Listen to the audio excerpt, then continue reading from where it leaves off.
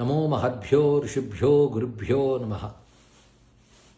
ఇప్పుడు మన భారతదేశంలో ఉన్న ఒక సంక్షోభ వాతావరణానికి చాలామంది దేశభక్తులు మనస్తాపం చెందుతున్న మాట వాస్తవం. ఇక్కడ మనం ఒక రాజకీయమో ఒక పార్టీకి మద్దతుగానో మాట్లాడటం లేదు. దేశం క్షేమంగా ఉండాలని, ధర్మం రక్షింపబడాలనేటువంటి శ్రద్ధతో, పూర్తి దేశభక్తితో మాట్లాడుకుంటున్న విషయం ఇది. ముఖ్యంగా ఇక్కడ గమనించవలసినది, అనేక మార్లు విద్యా వ్యవస్థలో కొన్ని అరాచక శక్తుల వలనో మరొక దోషం వలనో కొన్ని లోపాలు అవకతవకలు వస్తూ ఉంటాయి. వెంటనే వాటిని సవరించుకునే ప్రయత్నం కూడా జరుగుతూ ఉన్నది. గతంలో కూడా చాలా మార్లు జరిగింది. అయితే అలాంటి ఒక అవకతవక జరగడం బాధాకరమైన అంశమే. కానీ దాన్ని పరిష్కరించడానికి ప్రభుత్వం మళ్ళీ సిద్ధపడి తగినటువంటి మార్గాలు వెంటనే తీసుకున్నదన్న విషయం కూడా ప్రజలందరూ గుర్తించారు. కానీ ఒక్క చిన్న అవకరాన్ని అలుసుగా తీసుకుని మొత్తం దుష్టశక్తులని ఏకమైపోయి దేశ ద్రోహులందరూ కలిసిపోతున్నారు. ఇది గమనించుకోవాల్సినది. వీటిని చూస్తూ ఉపేక్షించకూడదు. వాళ్ళు ఈ తీవ్రతలో ఎంత దూరం వెళుతున్నారంటే, ప్రభుత్వాన్ని పతనం చేయాలని, దేశాన్ని అస్థిరపరచాలని, దేశ భద్రతకు ముప్పు తేవడానికి కూడా సిద్ధపడిపోతున్నారు.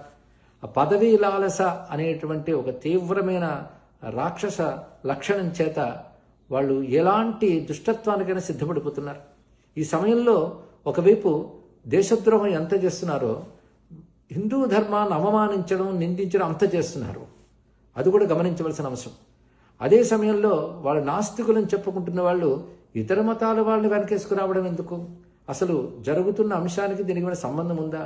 అయినప్పటికీ ఈ దేశం దెబ్బతినాలి, హిందూ ధర్మం దెబ్బతినాలి రెండు కోరుకోవడంలో వాళ్ళ ఉద్దేశం ఏంటంటే, హిందూ ధర్మం బలంగా ఉంటే దేశం క్షేమంగా ఉంటుందని వాళ్ళకు తెలుసు. అది హిందువులకు కూడా తెలియాలి ఇప్పుడు. కనుకనే అన్ని మతాలని గౌరవించేటువంటి హిందువులు ఇప్పుడు ఒకటి కావాలి, దేశభక్తులందరూ ఏకం కావాలి, మతాలతో సంబంధం లేకుండా. ఎందుకంటే మనం ఒక దశాబ్ద కాలం పైనుంచి చూస్తూ ఉన్నాం ఈ దేశంలో అభివృద్ధిని, సామాన్యులకు కూడాను అన్ని రకాల సౌకర్యాలు అందుతున్న పరిస్థితిని, అన్ని రంగాల్లోనూ ముఖ్యంగా యువత విద్యావకాశాలు, ఉద్యోగావకాశాలు, ఆర్థిక అభ్యున్నతి, వీటి విషయంలో ప్రస్తుతం ఉన్నటువంటి పాలన ఎంత గొప్ప కృషి చేస్తుందో అందరం చూస్తున్నాం, వాటి అనుభవాలు పొందుతూ ఉన్నాం. అయినప్పటికి కూడాను ఒక ఆవేశం, ఒక ఉన్మాదం, వాటిని రెచ్చగొట్టే దుష్టశక్తులు, వీటి ప్రభావం చాలా తీవ్రంగా ఉంది. నిజమైన దేశభక్తులు మనస్తాపం చెందుతున్న ఈ సందర్భంలో చేయవలసింది ఏంటంటే, ఈ దేశానికి అనాదిగా యోగ బలం, ఋషుల తపోబలం రక్షగా ఉన్నాయి, దైవ బలం ఉంది. ఎందుకంటే ఆసేతు సీతాచలం దివ్యత్వం కలిగిన దేశం మనది. అందుకే మన దేశంలో ఉన్న సమస్త దేవతలు ప్రచోదనం పొంది ఈ దేశాన్ని, ధర్మాన్ని, నేడు ఉన్నటువంటి సుస్థిర క్షేమపాలన్ని పదిలపరచాలని మనం ప్రార్థించవలసిన బాధ్యత ప్రతి ఒక్కరికి ఉంది. ఆ బాధ్యతతోనే ఎవరు చేయగలిగినటువంటి క్రతువులు వారు చేయాలి.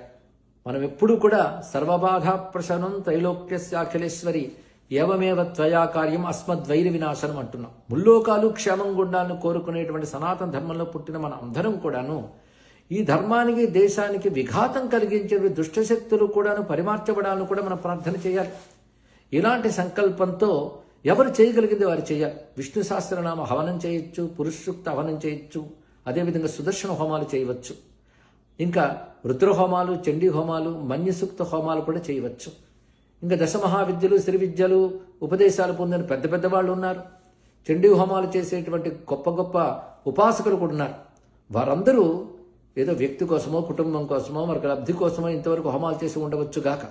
కానీ ప్రతి హిందువు, ప్రతి భారతీయుడు క్షేమంగా ఉండాలి అంటే ప్రస్తుతం తమ యొక్క మంత్రశక్తిని, ఉపాసనా శక్తిని, యజ్ఞం చేయగలిగే ప్రతిభని వినియోగించవలసిన బాధ్యత ఉన్నది. అందుకే ప్రతి ఒక్కరూ కూడాను పూనుకొని శీఘ్రమైనంత తొందరగా చక్కగా సంప్రదాయబద్ధంగా ఈ క్రతువులు చేయాలని ప్రార్థిస్తూ, మా వంతుగా వల్లభ గణపతి మందిరం ప్రాంగణంలోను, అలాగే ఋషిపీఠం చారిటబుల్ ట్రస్ట్ ద్వారాను కూడాను వివిధ ప్రాంతాల్లో చేయగలిగిన హోమాలు చేస్తున్నాం.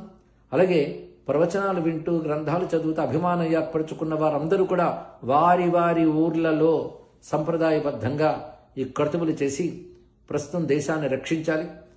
బొద్దింకలుగా మారిపోయి దేశానికి పీడ కలిగిస్తున్నటువంటి దుష్టశక్తులు ఉన్నాయో, అసలు ఈ సమస్యలతో సంబంధం లేనటువంటి విదేశీ శత్రు కూటమి కూడా కలిసిపోయి వాటి వైపు ఉన్నది అంటే మనం గమనించాలి, గ్రహించాలి, దాని ప్రకారం స్పందించాలి. ఇది మన బాధ్యత.